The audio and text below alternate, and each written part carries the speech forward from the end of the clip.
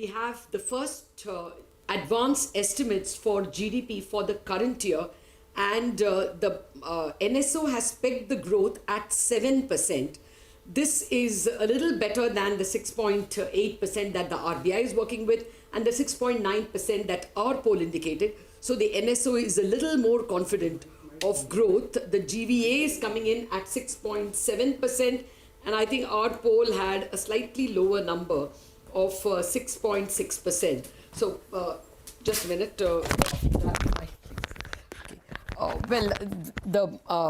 full year GDP number coming in at 7% is a little better than what we were expecting, what the poll threw up. More importantly, we have to look at the nominal GDP. The nominal GDP is expected to grow at 15.4%. This is almost in line with what the CNBC-TV18 poll said. The poll said that the growth will be about 15.8%. So it's almost in line, just a little lower, the nominal GDP. Now, remember, the budget had expected the nominal GDP to grow by only 11.1%. to 258 trillion rupees. At 15.4, the GDP will come to about 267 trillion, which means the government has a little more leeway when it comes to the fiscal deficit. The fiscal deficit can increase by about 50,000 crore rupees. Compared to the 16.6 trillion, they can go to about 17.1 trillion.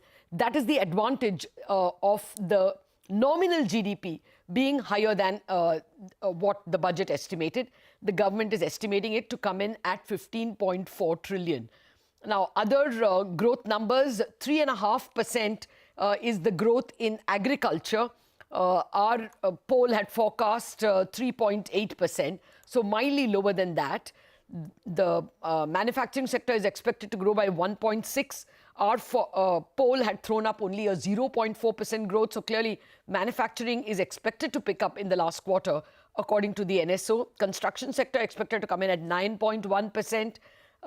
When private final consumption growth is expected to come in at 7.7%. Our poll was much more positive, expecting a 10.5% growth. Government consumption, 3.1%. That's exactly what our poll also threw up. Capital formation coming in at 11.5%, according to the NSO. And our poll came in at, I think, 10.5%. So pretty close from what the street was expecting. Only a little better as far as real GDP is concerned, and marginally lower when it comes to nominal GDP. Those are the numbers so far. We will keep updating you as we go along. Let's get to our experts first. We have Devendra Pant, the chief economist from India Ratings, joining us. And in a minute, Dr. Pronab Sen, the former chief statistician, will also be with us. Okay, Dr. Sen is with us. And Abhishek Upadhyay, the economist from ICICI Securities, PD, will also be joining us. Good evening, gentlemen. Thank you very much. Dr. Sen, 15.4, people were expecting closer to 16% growth in nominal GDP. Your first thoughts, 7% and 15.4, real and nominal. 7% is pretty much along expected lines. And but again, I think, Lata, something that our viewers should note. Mm-hmm.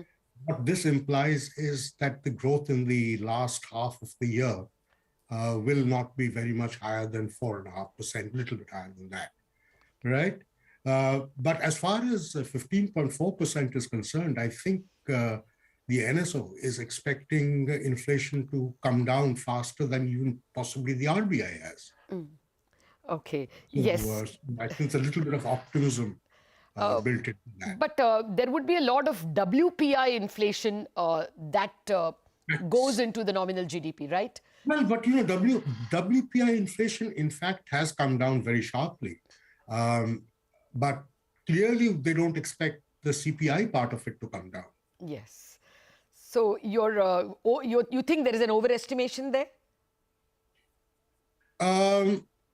No, in fact, if anything, probably a mild underestimation. Okay. So you expect that the actual nominal GDP could be a little higher. We could expect maybe 15.8, 16%. Okay, that would be a pleasant surprise for the government, but those actuals will come much later. Your first thoughts, Devendra Pant, 15.4 in terms of nominal GDP. Where do you stand? And the real GDP at 7%, is that an overestimation? Lata, as Dr. Sen said, it's more on the expected line. We were expecting, say, 10 basis point higher than what was our estimate. We were expecting it to be at 6.9%. And when you look at the nominal, yeah, if I look at what Dr. Sen has just said, maybe there's slightly underestimation. Our estimate of nominal GDP was much higher at 16.5 or so. Okay.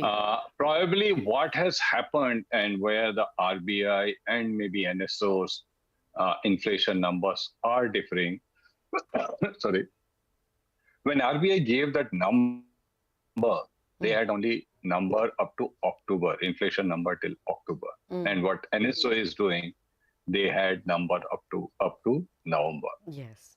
And whatever estimate you use, the statistical model and all those, it's the end period bias and how sharply the inflation uptake or downtake has happened in the last, towards the last end of the period.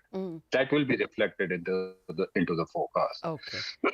So that would probably one reason why the NSO is expecting inflation to go decline sharper than or the faster than what RBI is behaving. Okay. But Lata, I think more than 23, it is what 24 is in store for us. Okay. That is more crucial question absolutely. at this juncture. Oh, absolutely. But just to put our viewers up to speed, the expectation from the budget was that the current year's nominal GDP will be 258 trillion. What the NSO is telling us is that it will be 273 trillion at 15.4% higher. So that gives a little more elbow room for the government to spend on the fiscal deficit. The government was aware of it and it has already probably overshot or probably used up that space. But the extra food and fertilizer subsidies would probably account for the higher. Their deficit can increase easily by about 70,000 crores. Abhishek Upadhyay also has joined in. Abhishek, 273 lakh crore is the estimate of nominal GDP by the year end on March 31st. How much elbow room in terms of fiscal deficit does it give the government? Well, Lata, so the number is quite close to our expectation of nominal GDP growth. We were thinking about 15.6%, so it has come close. This should give about 95,000 to 1 lakh crore of additional room to government to run a higher absolute fiscal deficit, even if they want to maintain the same deficit in percentage of GDP terms. So that much is the leeway. And all signs are that this leeway will be utilized by the government also. Okay. Well, let's look at the individual components. Agriculture is expected to grow by 3.5%. Now, that is real GDP. Manufacturing is coming in at 1.6%. Very few people gave us such a strong manufacturing number. In our poll, a lot of people actually saw manufacturing contraction. Abhishek Upadhyay, 1.6% manufacturing growth looks overestimation? Yeah, we were thinking a number closer to zero or perhaps negative also. So the number is higher. So there could be some downside risk there. At the same time, overall real GDP growth number is in line with what we thought at 7%. So there could be some shift in internals when the revisions come up, and typically meaningful revisions happen around provisional estimates.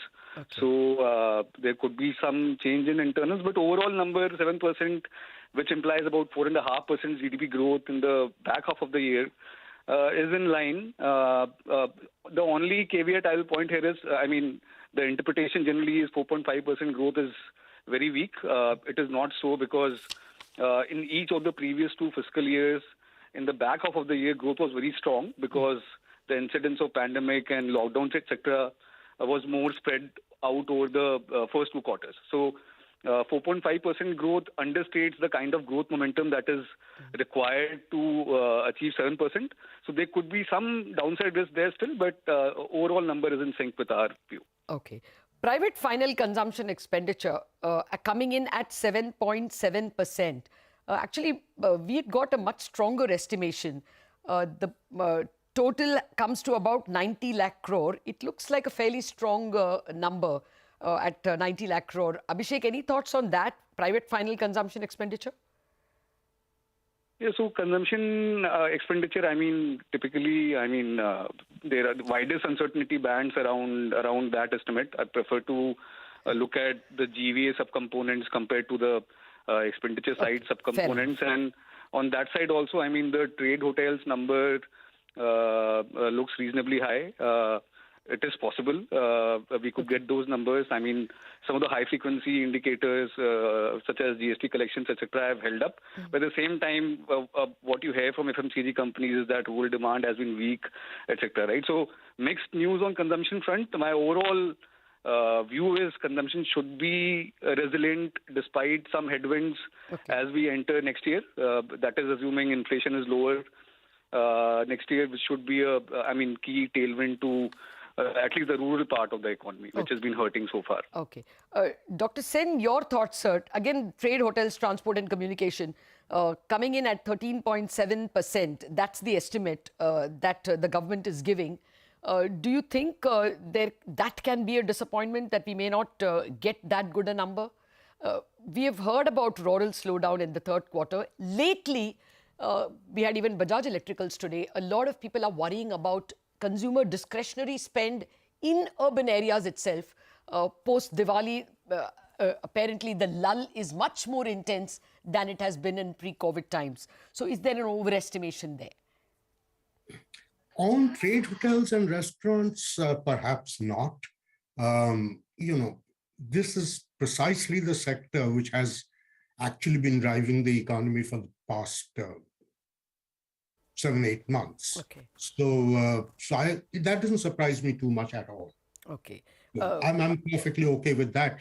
The consumption number, on the other hand, does surprise me a bit. Okay. I think it's a lot stronger than I would have expected, simply because of the problem with rural demand. And what this is saying, in effect, is that urban demand, urban consumption is going up much, much faster than what we had expected. Okay. Well, there could be a disappointment there if you go by the anecdotal data that we are getting from corporates for the third quarter. But Devendra Pant, as you pointed out, I think the bigger question now is what kind of assumptions can we run with for the next year? Because after all, this is the first step to the budget building. What would be a legitimate nominal GDP forecast on this 273 lakh crore that the economy is expected to reach by March 31st? What should the budget assume? Well, Lata, if we look at the way the inflation trajectory has been, and especially the movement in the month of November, and if we look at that and try to project based on that, what will be the WPI inflation, we may see a situation of deflation coming in later part of first quarter and most of the second quarter of FY22. So as we had seen earlier, we may have a situation, the second quarter nominal GDP growth may be lower than the real GDP growth. Okay. Now, if that kind of situation prevails, then it may be the GDP deflator could barely grow or grow even 2 to 3%.